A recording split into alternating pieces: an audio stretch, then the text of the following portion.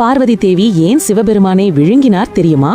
ஒருமுறை கைலாயத்தில் பார்வதி தேவி சிவபெருமான், விஷ்ணு, லக்ஷ்மி, சரஸ்வதி மற்றும் அனைத்து தேவர்களுக்கும் அன்புடன் அறுசுவை விருந்தளித்தார். அனைவரும் உண்டபின் பார்வதி தேவி உணவு உண்ண அமர்ந்தபோது உணவு இல்லை. அனைத்து பாத்திரங்களும் காலியாக இருந்தன. பார்வதி தேவிக்கு கடும் பசி ஏற்பட்டதால் தியானத்தில் இருந்த சிவபெருமானிடம் உணவு தரும்படி பார்வதி தேவி கேட்டார். ஆனால் சிவன் தியானத்தில் இருந்ததால் எந்த பதிலும் சொல்லாமல் தியானத்திலேயே ஆழ்ந்திருந்தார். பசி தாங்க முடியாமல் பார்வதி தேவி மீண்டும் மீண்டும் சிவனிடம் கேட்டும் சிவபெருமான் தியானத்திலேயே இருந்ததால் மிகுந்த கோபம் அடைந்த பார்வதி தேவி தனது உக்ரமான விஸ்வரூபத்தை எடுத்து தன் முன்னே இருந்த கோள்கள், நட்சத்திரங்கள் என பாராமல் ஒட்டுமொத்த பூமியையும் ஒவ்வொன்றாக விழுங்கத் தொடங்கினார். இறுதியாக தியானத்தில் இருந்த சிவபெருமானையும் சேர்த்து விழுங்கினார்.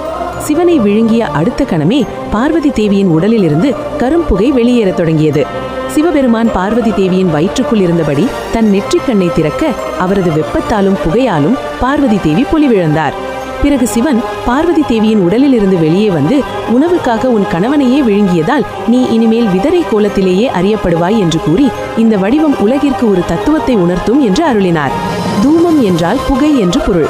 புகை படிந்தவளாக, கணவன் இல்லாதவளாக, ஏனென்றால் கணவனையே விழுங்கியதால், காட்சியளித்ததால் அவர் தூமாவதி என்று அழைக்கப்பட்டார். Please like and subscribe PA Edits.